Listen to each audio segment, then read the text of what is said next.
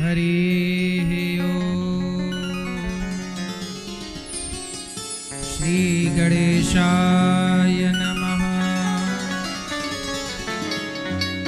श्री सरस्वत्यै नमः। श्रीमते रामानुजाय नमः। नारायणं नमस्कृत्य नरं चैव नरोत्तमं देवीं सरस्वतीं व्यासं ततो जयमुदीरयेत्। लक्ष्मीनाथसमारम्भां नाथयामुनिमध्यमाम् अस्मदाचार्यपर्यन्तां वन्दे गुरुपरम्पराम्।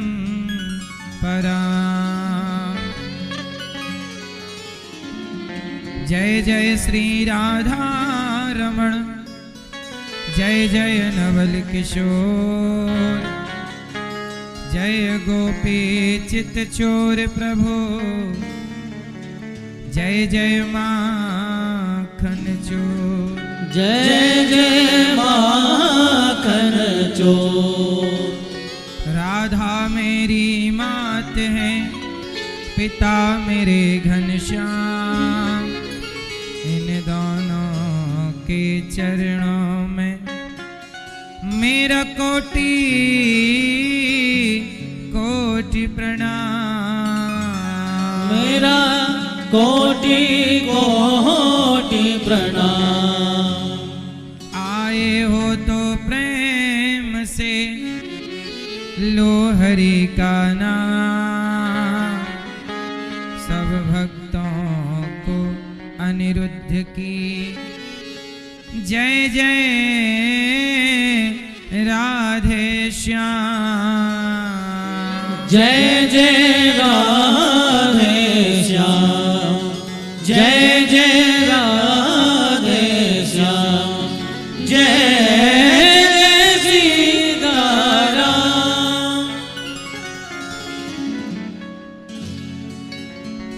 जब भगवान अपनी बाल लीला कर रहे थे तो बाल लीलाओं में भगवान ने एक लीला की। आज यमुना के तट पर गेंद खेलने चले गए। आज गैया चराने की छुट्टी है। आज क्या खेलेंगे? गेंद खेलेंगे। तो जब गेंद खेलने गए तो भक्तों ने गाया कि काली दह पे खेलन आयो री, मेरो छोटो सो कन्हैया, मेरो छोटो सो कन्हैया, मेरो प्यारो सो कन्हैया, मेरो छोटो सो कन्हैया, मेरो प्यारो सो कन्हैया, कारी दह पर खेलन आयो रे, मेरो वारो सो कन्हैया।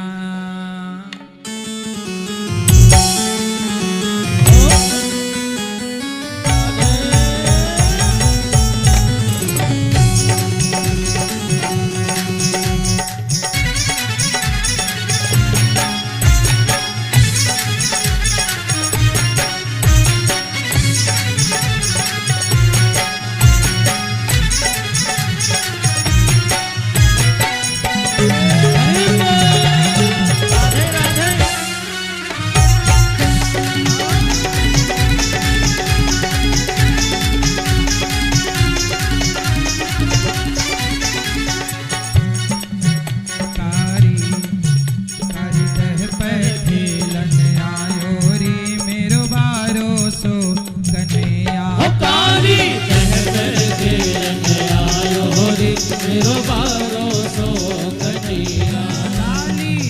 पे खेलन आयो री, मेरो बारो सो कन्हैया।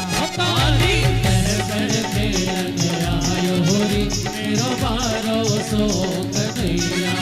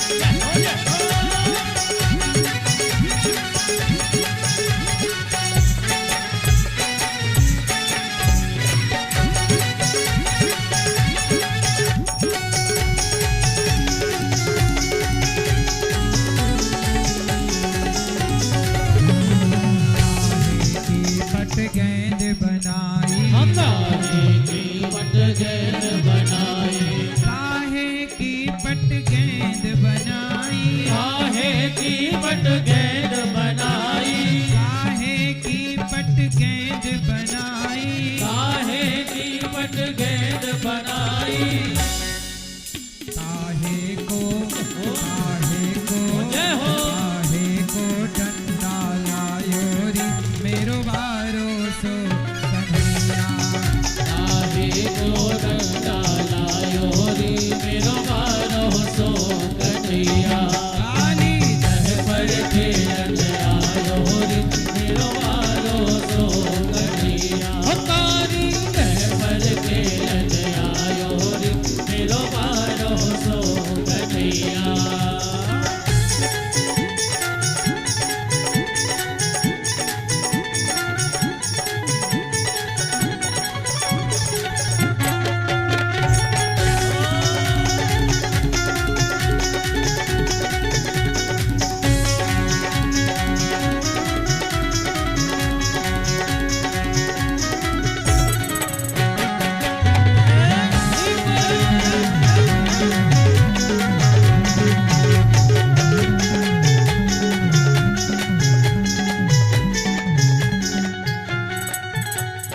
रेशम की पट गेंद बनाई, अरे सबकी पट गेंद बनाई, रेशम की पट गेंद बनाई, सबकी पट गेंद बनाई, रेशम की पट गेंद बनाई, रेशम की पट गेंद बनाई, रेशम की पट गेंद बनाई, रेशम की पट गेंद बनाई, चंदन को जय हो। चंदन को डंडा लायो रे मेरो बारो सो कन्हैया, चंदन को डंडा लायो रे मेरो बारो सो कन्हैया, काली दह पर खेलन आयो रे मेरो बारो सो कन्हैया, कारी दह पर खेलन आयो रे मेरो बारो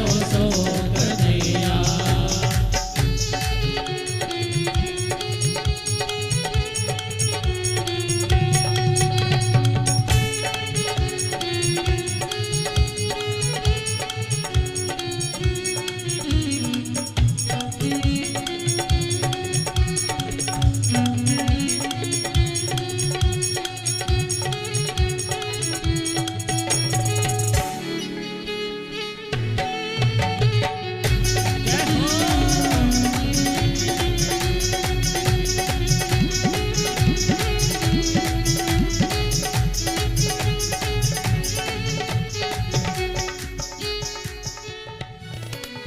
कान्हा जी ने दह में जाकर, कान्हा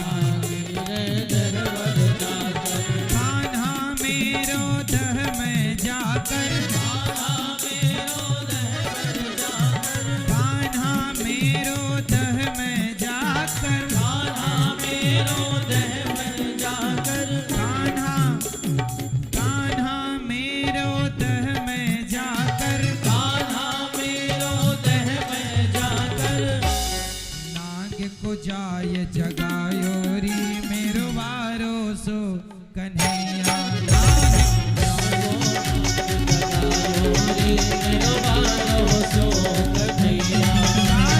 दह पर खेलन आयो रे मेरो बारो सो कन्हैया, मेरो बारो सो कन्हैया, मेरो प्यारो सो कन्हैया, मेरो बारो सो कन्हैया, मेरो प्यारो सो कन्हैया।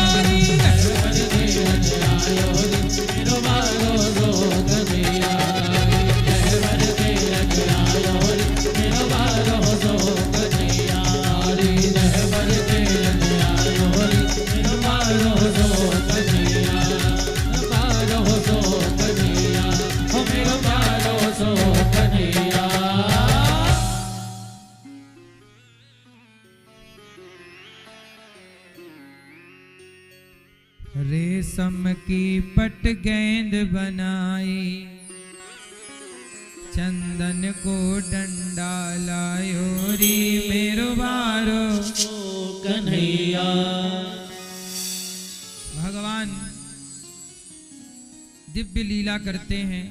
लीला इतनी अद्भुत के बड़े बड़े ज्ञानी मोहित हो जाते हैं। हमारे इस कथा में परीक्षित बन करके श्री कन्हैया लाल राठौर जी, श्रीमती सरिता राठौर जी, जिनका कहना है कि केवल भगवान का बाल चरित्र हम सुने और बाल स्वरूप को मन मंदिर में बसाएं। एक बार तालियां बजा के कन्हैया लाल राठौर जी और श्रीमती सरिता राठौर जी का खूब खूब स्वागत, वंदन, अभिनंदन। आपने अपने कुल को तार लिया, पीढ़ियों को पवित्र कर लिया है भगवान की चर्चा से। आपके भाई गंगाधर राठौर जी, आराध्या राठौर जी, स्वप्निल राठौर जी, श्रीमती सविता राठौर जी, डालेश्वर राठौर जी और पिता आपके स्वर्गीय रामकृष्ण राठौर जी, माता स्वर्गीय सुमित्रा बाई राठौर जी, खरसिया रायगढ़ छत्तीसगढ़ से आप सब आए हैं। साथ ही प्रदीप राठौर जी और श्रीमती प्रीति राठौर जी, आपने भी अपने लोक परलोक को तार लिया और कृतार्थ कर दिया सबको। एक बार तालियां बजा के परिवार के लिए तालियां बजा के स्वागत करें प्रदीप जी और श्रीमती प्रीति जी का। आपने अपने लोक परलोक को सवार लिया है।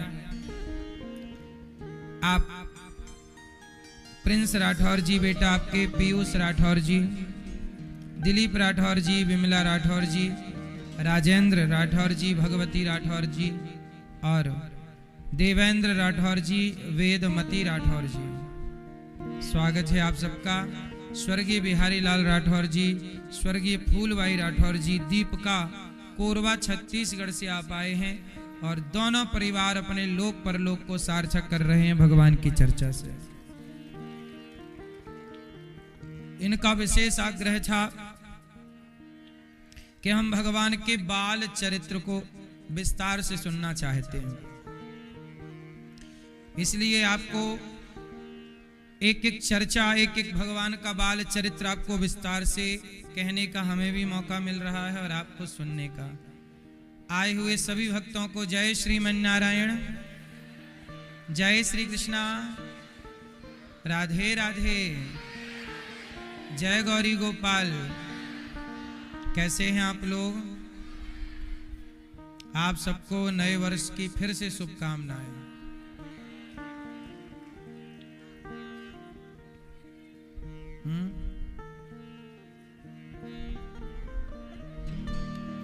आप सबको छत्तीसगढ़ का एक छेरछेरा प्रोग्राम भी, उत्सव ही है, तो उसकी भी बहुत बहुत शुभकामनाएं। छेरछेरा एक त्योहार, एक उत्सव छत्तीसगढ़ में मनाया जाता है और वह त्योहार आज है, तो आपको छेरछेरा त्योहार की बहुत बहुत शुभकामनाएं। छत्तीसगढ़ में धान होती है तो एक दूसरे से धान लेकर और धान देकर के यह त्योहार मनाया जाता है और बहुत भाव से वहां के लोग इस त्योहार को मनाते हैं। तो सभी भक्तों को इस त्योहार की, छेरछेरा त्योहार की बहुत बहुत शुभकामनाएं। आप सबके जीवन में खुशियां भरी रहें, भाव और प्रेम भरा रहे। छत्तीसगढ़ में एक से बढ़कर एक संत भी हुए हैं, एक से बढ़कर एक भक्त भी हुए हैं। छत्तीसगढ़ भक्त और भगवान दोनों की भूमि रही है। भगवान राम जब वनवास गए तो छत्तीसगढ़ होते हुए ही राम जी वहां गए थे। आज भी राम जी के वहां स्थान है। छत्तीसगढ़ के रास्ते ही राम जी आगे पंचवटी की ओर गए थे, है ना।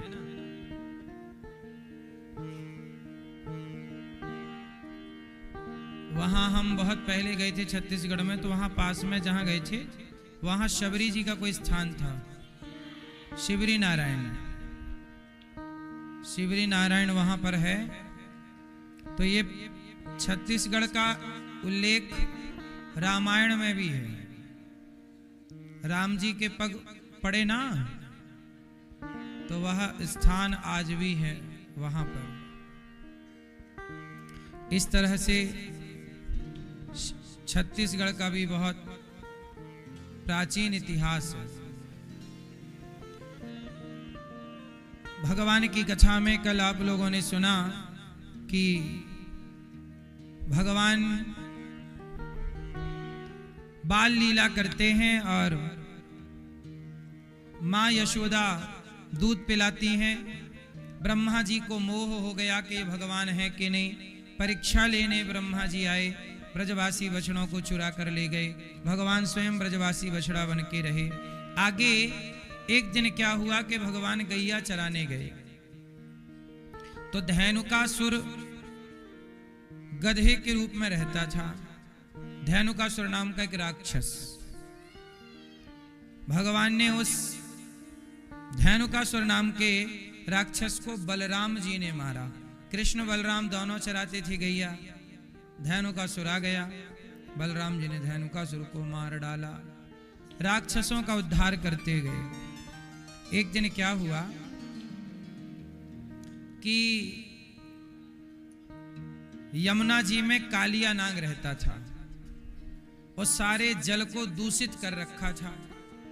पक्षी भी आकाश से उड़ रहा हो तो इतना भयंकर जहर था कि पक्षी गिर जाता था।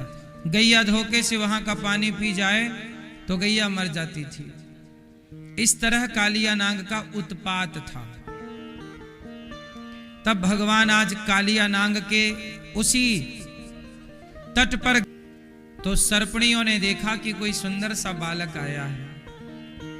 भगवान को देख करके सर्पणियां बोली, नाग की पत्नी बोली, हे बालक तुम बड़े सुंदर हो, तुम यहां से चले जाओ, यहां जहर है, तुम मर जाओगे और हमारे पति अभी सो रहे हैं। यदि जाग गए तो तुम्हें छोड़ेंगे नहीं। भगवान कृष्ण बोले, तुम्हारे पति को ही तो जगाने आए हैं। नाग की पत्नियां भगवान के दर्शन पे लट्टू हो गईं, नजर हट नहीं रही है, परंतु बार बार वो निवेदन कर रही हैं, बालक तुम चले जाओ वरना मर जाओगे। भगवान बोले, अब जो होगा होगा, अपने पति को जगाओ। कालिया नाग जागा। वो तो घमंड में था कि मैं बलवान, मेरे से बड़ा कौन। अब भगवान को देख के उसको लगा ये मनुष्य यहां कैसे। अब वो तो मनुष्य ही समझे ना, भगवान थोड़ी समझता था। उसने अपनी पूंछ बढ़ाई और आपने देखा होगा बड़ा जो अजगर इत्यादि प्रजाति के सांप होते हैं, ये पकड़ के लपेट लेते हैं, कस के जकड़ लेते हैं किसी को भी, अपने शिकार को। तो भगवान कृष्ण की ओर पूंछ बढ़ाई और भगवान के पूरे शरीर में सांप ने गुडरी मार ली, लपेट लिया और कस के दबाने लग गया सांप। भगवान समझ गए कि अपना दाव पैंच चालू कर दिया। तब भगवान कृष्ण ने अपने शरीर को फुलाना स्टार्ट किया। फुलाए और जैसे ही भगवान ने अपने शरीर को फुलाया तो कालिया नाग की एक एक नस ढीली पड़ गई और टूटने लगी उसकी नस। उसने छोड़ दिया और भगवान ने छलांग मारी और कालिया नाग के फण पर चले गए। उसके फणों पर तांडव गति मुंडन पर नाचत गिरधारी, उसके फणों पर भगवान नृत्य करने लग गए, नाचने लग गए। जिस फण को नहीं झुकाए उसी पर एक पाद प्रहार करें, पांव की ठोकर मारें, उसका फण टूट जाए। और जब फण टूटने लगे तो कालिया नाग का अभिमान, अहंकार जाता रहा, चला गया। खून निकल आया उसके शरीर से, वहां का जल लाल हो गया।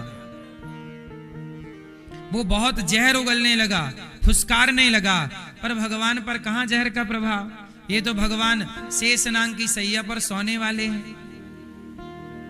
कालिया नाग क्या बिगाड़ा, ये तो शेष नाग पर सोते हैं। ये तो शेष नाग पर, वो शेष नाग भगवान के हजारों फण हैं। हजारों फण वाले नाग पर रहने वाले का 100 फण वाला नाग क्या बिगाड़ लेगा। कालिया नाग बस घमंड के, उसकी आंखों में अभिमान का पर्दा जो पड़ गया, भगवान को पहचान नहीं पा रहा है। वो मनुष्य समझ रहा है कि कोई मनुष्य है। अरे भाई कालिया नाग, कोई मनुष्य थोड़ी इतना जहर बर्दाश्त कर सकता है। बता रहे हैं कि कालिया नाग का जहर इतना भयंकर था कि उस दह का पानी उबलता रहता था जहर के कारण। इतना भयंकर जहर था। ऊपर उड़ने वाले पक्षी केवल पानी नहीं पीते, उड़ते थे तो वहां के उस उबलते हुए पानी की जो जहरीली भाप सी उठती थी उससे मर जाते थे। इतना जहर था कालिया नाग का। लेकिन उस कालिया नाग के जहर का कोई प्रभाव भगवान पर नहीं हुआ और भगवान नाचते रहे उसके फणों पर, तोड़ते रहे उसके फण और उसका अभिमान जाता रहा, जाता रहा, जाता रहा। चरणों में गिर पड़ा, हे प्रभु कौन हो आप? मुझे लगता है कि आप मनुष्य नहीं भगवान हो।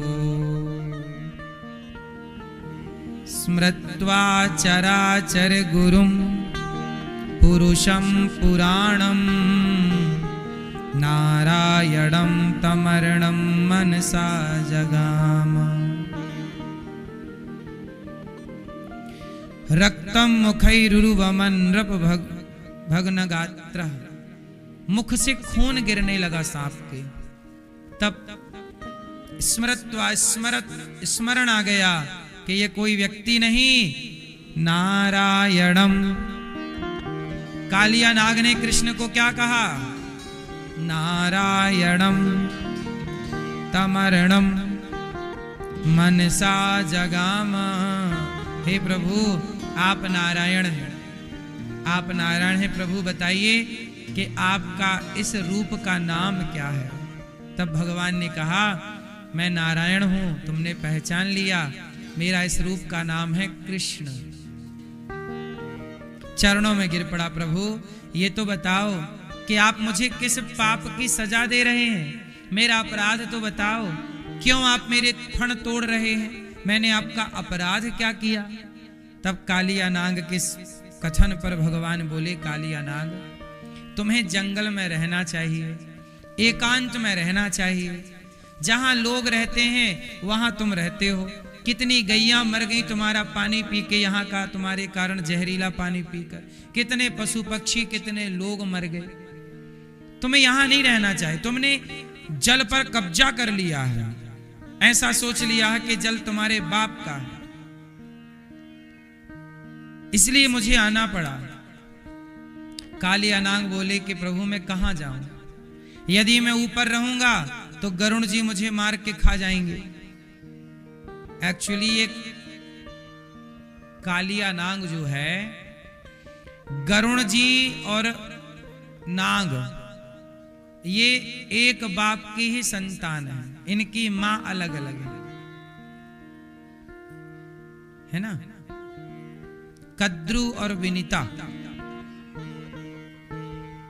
कद्रु और विनीता ये इनकी माताएं हैं। एक की मां सांपों की मां, एक गरुण जी की मां। किसी कारणवश दोनों भाइयों में लड़ाई हो गई और दोनों में से गरुण जी पड़ गए भारी, तो सांप भागे, तो बाकी सांपों को तो गरुण जी खा गए, पर कालिया नाग प्राण बचाते यहां यमुना जी में काली दह पे आके बैठ गया। प्रभु तब से मैं सुरक्षित हूं, लेकिन आप तो मेरे फण तोड़े डाल रहे हैं, क्या अपराध है मेरा? भगवान बोले तुमने जल को दूषित किया, यही अपराध है, तुम्हें यहां नहीं रहना चाहिए।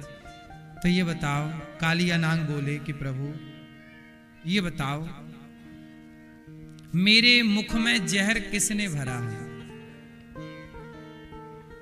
भगवान बोले हमने भरा है। कालिया नाग के अंदर, मतलब नागों के भीतर जहर भरने वाले कौन है? भगवान है। किसने भरा है? भाई सांपों में जहर होता है, तो सांपों में जहर भरने वाला कौन है? भगवान है। रचना तो ईश्वर की है। तो प्रभु जब आपने जहर भरा है तो बताओ मैं जहर ही तो उगलूंगा ना। आपने अमृत भरा होता मैं अमृत उगलता, इसमें मेरी क्या गलती है? भगवान बोले अच्छा एक काम करो, अब तुम यहां से रमण द्वीप चले जाओ, मेरे चरण चिन्ह तुम्हारे मस्तक पर अंकित हो गए हैं, अब गरुण जी तुम्हारा स्पर्श नहीं करेंगे, जाओ।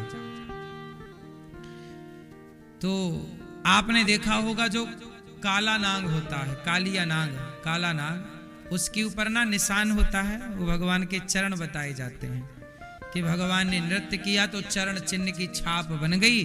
इसके बाद गरुण जी ने उन सांपों को फिर परेशान नहीं किया, तो कालिया नाग वहां से चले जाने लगे।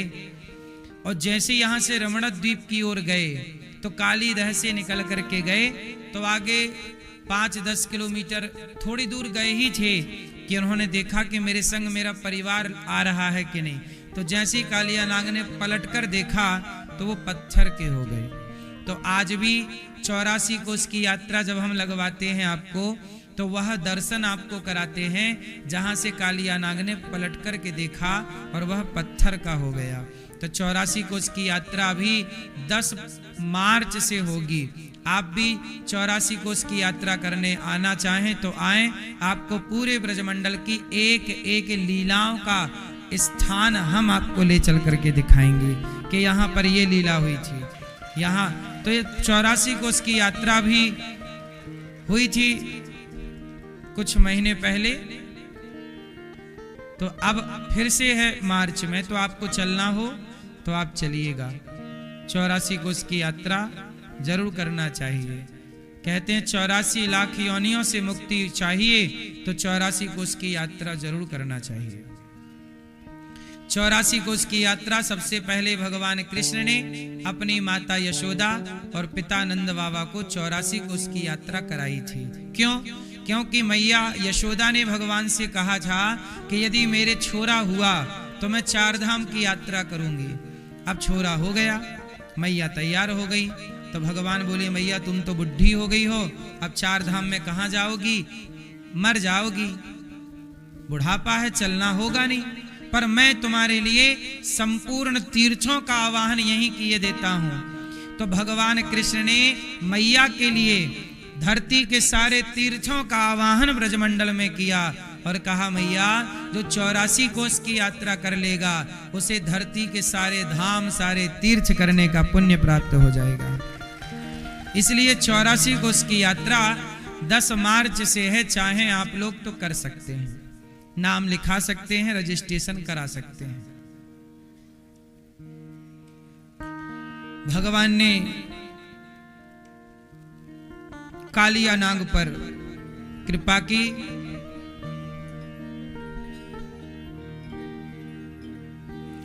एक बार प्रलंबासुर आ गया, भगवान कृष्ण के मित्र के रूप में, मित्र का एक रूप बना लिया माया से और खेलने लगा। अब प्रलंबासुर ग्वाल वाल के रूप में आया था। भगवान समझ तो गए और एक शर्त हुई उस खेल में कि खेल खेल में जो हारेगा वह जीतने वाले को पीठ पर बिठा करके घुमाएगा। खेल में शर्त हुई 2 पार्टी बनेंगी और जो हारेगा वो जीतने वाले को अपनी पीठ में बिठाएगा। तब कृष्ण और बलराम जी की 2 टोली बनी, एक टोली पर भगवान कृष्ण और एक टोली पर भगवान बलराम जी। अब कृष्ण जी हार गए और श्री रामा को पीठ पर बिठा लिया। भगवान कृष्ण हार गए। देखो खेल खेल में भगवान कृष्ण क्या करते हैं, हार जाते हैं और अपने मित्र श्री दामा को अपनी पीठ में बिठाते हैं और श्री दामा पीठ में बैठ के बोलता चल मेरे घोड़े, टिब्बक टिब्बक चल मेरे घोड़े। चल रहे हैं भगवान, जगत के पालनहार जिनसे यमराज थर थर कांपते हैं, वो मित्रों के साथ खेलते हैं कबड्डी का खेल तो हार जाते हैं। भगवान कहते हैं कि मैं अपने भक्तों से जीतना नहीं चाहता, मैं भक्तों से हारना चाहता हूँ और हार जाने में ही जीत होती है। प्रेम में जीतना नहीं चाहिए, प्रेम में हार शोभा देती है। अपनों की लड़ाई हो, अपनों से लड़ाई हो तो अपनों की लड़ाई में जीतना नहीं चाहिए, हार जाना ही आपकी जीत है। हर हार हार नहीं होती, जीत होती है। इसलिए दुनिया में जीतने वाला व्यक्ति जब मंदिर जाता है तो भगवान के पास हार लेकर के जाता है। मैं सबके आगे जीत जाऊंगा प्रभु, पर तेरे सामने तो हार लेकर के आया हूं, मैं जीत लेकर नहीं आ सकता। ईश्वर के आगे क्या लेकर जाते हैं लोग? क्या? हार लेकर के जाते हैं।